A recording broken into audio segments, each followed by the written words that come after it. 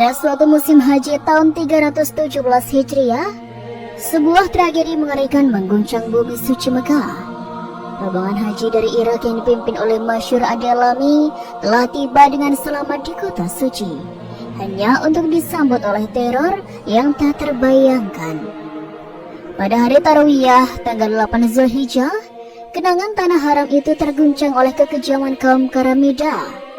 Sekte ini dipimpin oleh Sulaiman bin Abu Said Al-Husain Al-Jannabi yang lebih dikenal sebagai Abu Thohir. Ia adalah figur yang gelap, seringkali disebut sebagai pendiri sejati Daulah Qaramidah, sebuah rezim yang menakutkan dan kejam.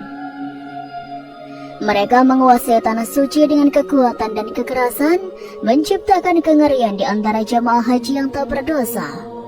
Korban tewas dilaporkan mencapai puluhan ribu, bahkan ada yang mencatat angka yang lebih mengerikan, mencapai 100.000 jamaah haji.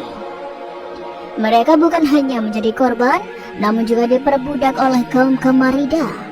Jumlahnya mencapai 30.000 jiwa. Mayat-mayat yang dibiarkan terbuang di sumber Zam-Zam memenuhi air suci itu dengan darah dan duka. Namun, kekejaman itu tidak cukup bagi Abu Thohir dan pengikutnya. Mereka menunjukkan keangkuhan dan penistaan terhadap tempat suci itu dengan merebut pintu penutup Ka'bah. Di tengah gemuruh dan kehancuran, Abu Thohir berdiri di ambang pintu Ka'bah, dikelilingi oleh pengawal setianya. Dengan angkuhnya, ia menyaksikan pembantaian yang ia perintahkan, mengklaim dirinya sebagai Tuhan atas kehidupan dan kematian. Sayalah yang menciptakan makhluk-makhluk ini, dan sayalah yang akan membinasakan mereka. Ucapnya dengan keangkuhan yang mengejutkan, mencerminkan kegelapan hati dan kesombongan yang menguasai dirinya. Kisah tragis ini tetap menjadi salah satu momen kelam dalam sejarah Islam, mengingatkan kita akan kepentingan untuk selalu berjuang melawan tirani dan kezaliman, serta mempertahankan kemurnian dan kesucian tempat suci bagi semua umat manusia.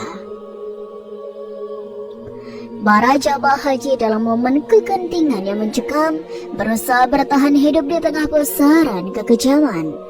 Beberapa dari mereka berlari menuju Ka'bah, berharap menemukan perlindungan di bawah kelambu suci yang melindungi rumah Allah. Namun, takdir tragis menghampiri mereka. Karena pedang-pedang kaum Qaramidah tak kenal ampun, suara gemuruh pedang menyatu dengan teriakan dan ratapan para korbannya tak berdaya. Tawaf, ritual sakral yang melingkupi Ka'bah dengan kehormatan dan pengabdian, menjadi saksi bisu dari kekejaman tersebut. Orang-orang yang sedang menjalankan tawaf menjadi korban tak terduga dari serangan pedang yang ganas, menciptakan pemandangan mengerikan yang tak terlupakan. Bahkan para ulama ahli hadis terkejut akan tingkat kekejaman yang tak terkira yang dilakukan oleh Abu Thohir dan pengikutnya terhadap para jamaah haji tidak bersalah. Setelah menuntaskan aksinya yang keji, Abu Thohir memerintahkan pasukannya untuk menyingkirkan jejak keganasannya dengan mengubur jasad para korban. Sebagian di antaranya disemayamkan dalam kedalaman sumber Zam-Zam, sumber air suci yang disucikan oleh umat Islam. Sementara yang lainnya dikuburkan di tanah haram, tempat suci yang seharusnya dihormati dan dijaga kehormatannya. Bahkan lokasi Masjidil Haram dan Kubah Zam-Zam tidak luput dari tindakan keji Abu Thohir yang menghancurkan segala yang ada di hadapannya.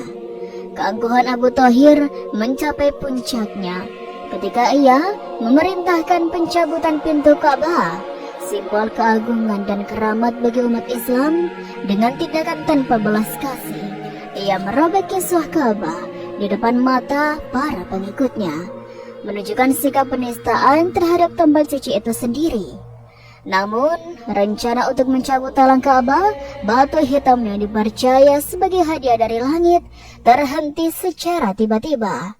Salah seorang pengikutnya yang ditugaskan untuk tugas berbahaya itu tiba-tiba terjatuh dan tewas, menggagalkan niat jahat Abu Thohir. Meskipun demikian, keinginannya untuk merusak tempat suci itu tidak reda. Ia memerintahkan pengikutnya untuk mencoba mengambil Hajar Aswad dari tempatnya yang kuno dan disucikan. Upaya ini mencerminkan ketidakhormatan dan penistaan yang mendalam terhadap nilai-nilai agama dan tradisi suci umat Islam. Ketika seorang laki-laki mengambil langkah berani untuk menantang Abu Thohir, suasananya pun berubah menjadi penuh dengan ketegangan. Dengan nada yang mencemooh, lelaki itu memukul batu hitam yang disebut Hajar Aswad dan mencoba mencongkelnya dari tempat yang kuno. Dia menantang Abu Thohir dengan nada mengejek, mempertanyakan keberadaan burung-burung ababil yang diceritakan dalam sejarah, atau bahkan batu-batu dari neraka sijil. Namun ketidakberdayaan terbukti ketika Amir Mekah dan pasukannya didorong oleh keinginan untuk mengembalikan kehormatan tempat suci mereka, bergerak untuk mengejar Abu Thohir dan kaum Karamida. Amir Mekah dalam upayanya untuk mengatasi keganasan yang menimpa tanah suci berusaha menjalin dialog dengan Abu Thohir. Dia menawarkan segala harta yang dimilikinya sebagai tebusan atas Hajar Aswad, mencoba membujuk Abu Thohir agar mau mengembalikan batu suci itu ke tempat semula. Namun usahanya sia-sia karena Abu Thohir keras kepala dan tidak terpengaruh menolak tawaran itu tanpa ampun. Bahkan keberanian Amir Mekah dan ketekunan keluarganya serta pasukannya tidak menyelamatkan mereka dari takdir tragis. Mereka menjadi korban berikutnya dari kekejaman Abu Thohir yang dengan dinginnya mengambil Hajar Aswad dan harta rampasan dari jamaah haji yang tidak berdosa. Abu Thohir dengan keberanian dan keangkuhannya yang tidak terbendung melenggang pulang ke daerahnya, Hajar atau Asa, membawa dengan bangga batu suci dari Jannah. Di sana ia tinggal selama 22 tahun memperkuat kekuasaannya atas wilayah itu. Menurut catatan Ibnu Katsir, tindakan sembrono dan kejam seperti itu tidaklah terjadi begitu saja. Kelompok Karamida sebenarnya adalah penutup dari gerakan politik yang lebih besar terkait dengan rezim Fatimiyun yang mengukuhkan kekuasaannya di wilayah Afrika pada masa itu. Pemimpin mereka yang bergelar Al-Mahdi sebelumnya adalah seorang Yahudi yang berprofesi sebagai tukang emas. Dia mengklaim konversi ke Islam dan mengaku sebagai keturunan Nabi Muhammad, menyebabkan banyak orang dari berbagai suku barbar mempercayainya. Dengan tipu daya dan manipulasi, ia berhasil meraih kekuasaan sebagai kepala negara di wilayah tersebut. Hubungan yang terjalin dengan orang-orang keramik semakin memperkuat posisinya, membuatnya semakin kuat dan dihormati dalam daerah tersebut. Perbuatan Abu Thohir Al-Qurmuti yang memerintahkan penjarahan Hajar Aswad menciptakan gelombang ancaman dan kritik tajam dari para ulama, termasuk Al-Hafiz Ibnu Katsir. Dalam catatan sejarah, Ibnu Katsir menyebutkan tindakan Abu Thohir sebagai ilhad atau tindakan kufur yang belum pernah dilakukan oleh siapapun sebelumnya maupun sesudahnya di Masjidil Haram. Kekejaman ini yang berlangsung selama 22 tahun mempertaruhkan kehormatan dan keutamaan tempat suci umat Islam. Namun pada tahun 339 Hijriah terjadi peristiwa yang menggembirakan bagi kaum muslimin. Hajar Aswad setelah 22 tahun dalam penjagaan Abu Thohir akhirnya dikembalikan ke tempat semula. Kejadian ini disebut sebagai tahun berkah oleh Ibnu Katsir karena pada bulan Zulhijjah tahun tersebut Hajar Aswad kembali ke pangkalannya yang seharusnya. Proses pengembalian Hajar Aswad tidaklah mudah. Berbagai usaha telah dilakukan, termasuk penawaran besar-besaran oleh Amir Mekah. Namun hati Abu Thohir yang masih dipimpin oleh kaum Karamida tidak tergerak oleh tebusan tersebut. Mereka bersikeras bahwa pengambilan batu suci itu didasarkan pada perintah dan pengembalian pun akan dilakukan berdasarkan perintah yang sama. Sebelum Hajar Aswad dikembalikan ke Mekah, orang-orang Kamarida membawa batu itu ke Kufah. menggantungnya di 7 tiang masjid agar dapat disaksikan oleh banyak orang. Saudara Abu Thohir menulis ketetapan bahwa pengambilan dan pengembalian Hajar Aswad dilakukan atas perintah demi kelancaran pelaksanaan manasik haji umat. Akhirnya Hajar Aswad dikirim ke Mekah dengan pengawalan yang ketat tanpa mengalami hambatan sedikit pun. Pada bulan Zulkaidah tahun 339 Hijriah, batu suci itu tiba kembali di Mekah, menandai kesudahan dari masa kegelapan dan kekacauan yang menghantui tanah suci. Selama lebih dari 2 dekade, kembalinya Hajar Aswad menjadi simbol harapan dan pemulihan bagi umat Islam, serta pengingat akan pentingnya menjaga kehormatan dan keutamaan tempat suci agama. Legenda mengenai penjarahan Hajar Aswad menjadi cerita yang terkenang dalam sejarah, di mana kaum Qaramida terpaksa mengangkut batu suci itu di atas punggung beberapa unta. Punggung unta pun terluka dan mengeluarkan nanah akibat beban yang terlalu berat. Namun, saat Hajar Aswad dikembalikan, mukjizat terjadi. Hanya diperlukan 1 tunggangan saja tanpa terjadi kejadian aneh dalam perjalanan. Hal ini menggarisbawahi keistimewaan batu tersebut yang dianggap sebagai batu termulia yang berasal dari Jannah. Rasulullah SAW memberikan penjelasan tentang keutamaan Hajar Aswad dalam hadis-hadis yang sahih. Batu tersebut turun dari Jannah dalam keadaan berwarna lebih putih dari air susu. Namun, dosa-dosa manusia membuatnya berubah warna menjadi hitam. Beliau juga menyatakan bahwa Hajar Aswad akan bersaksi bagi orang-orang yang menyentuhnya dengan cara yang benar di hari kiamat. Bahkan, mengusap Hajar Aswad dan Rukun Yamani diyakini akan menghapus dosa. Sebagaimana hadis yang disebutkan, sebelum penjarahan yang terjadi pada tahun 317 Hijriah, Hajar Aswad berbentuk satu bongkahan tunggal. Namun setelah peristiwa tersebut, batu suci itu terpecah menjadi 8 bongkahan kecil. Lokasinya yang berada di sisi selatan Ka'bah menjadi saksi bisu dari tragedi dan perjalanan panjangnya dalam sejarah Islam. Sekte Qaramida mulai dirintis oleh Hamdan Bani Churmut pada tahun 278 Hijriah. Dia memimpin gerakan revolusi Islam dengan mengembangkan paham sosial yang dianggapnya sebagai bagian dari Islam. Mereka menolak kapitalisme dan mengajak masyarakat miskin untuk bersatu melawan kekuatan konglomerat. Namun, paham mereka yang menolak syariat haji ke Baitullah membuat mereka dikecam dan dijauhi oleh mayoritas umat Islam. Pada dasarnya, gerakan Qaramida adalah simbol perlawanan sosial terhadap ketidakadilan ekonomi yang melanda masyarakat pada saat itu. Ajaran ini berkembang pesat dan dengan cepat menguasai wilayah-wilayah penting di Timur Tengah pada tahun 283 Hijriah.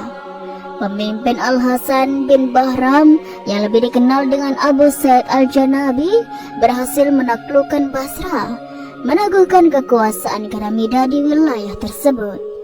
Setelah wafatnya Al-Hasan, anaknya Sulaiman bin Hasan bin Mahram yang dikenal dengan Abu Thohir mengambil alih kepemimpinan. Di masa pemerintahan Abu Thohir, wilayah Arab banyak yang jatuh ke tangan Qaramida dan kekuasaannya bertahan selama 30 tahun.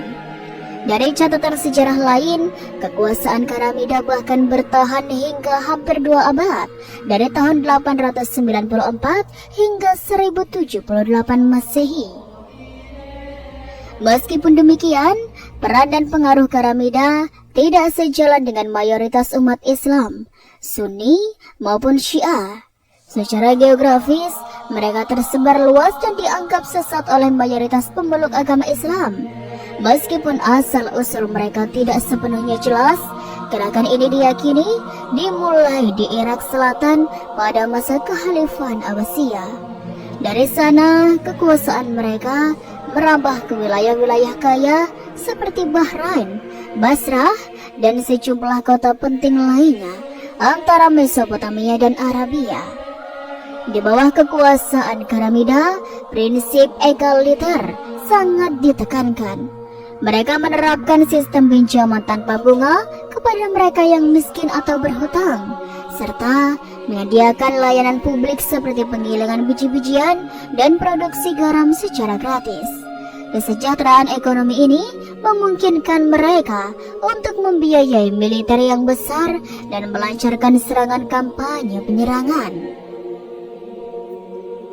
Namun meskipun ada sisi positif dalam tatanan sosial Karamida, tindakan mereka yang melanggar norma agama dan moral menciptakan noda gelap dalam sejarah.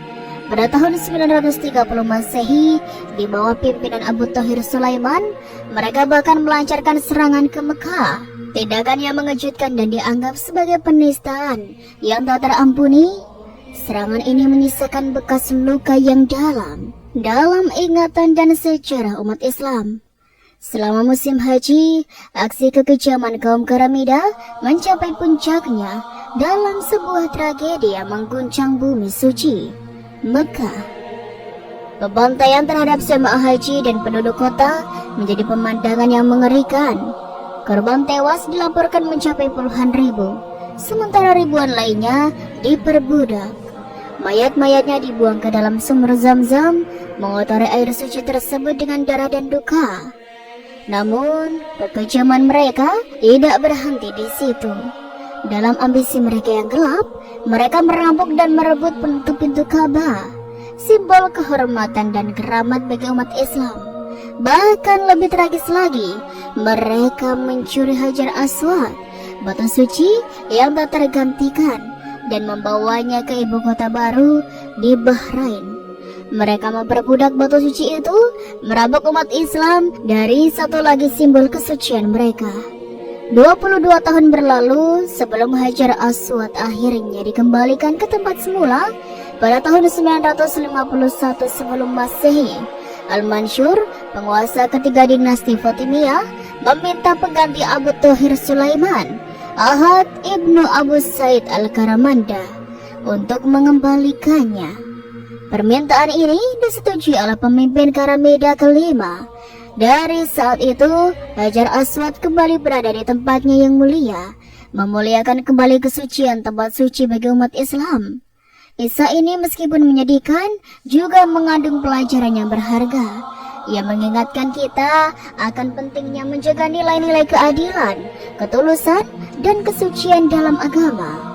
Semoga kisah ini dapat menjadi pelajaran bagi kita semua untuk selalu berjuang melawan kezaliman dan memelihara keutamaan agama dengan penuh keikhlasan. Wallahu a'lam bishawab. Itulah sobat sedikit kisah kali ini. Kurang lebihnya Rizky mohon maaf. Dan sampai jumpa lagi di kisah-kisah selanjutnya ya sobat. Sekian dari Rizky. Wassalamualaikum warahmatullahi wabarakatuh.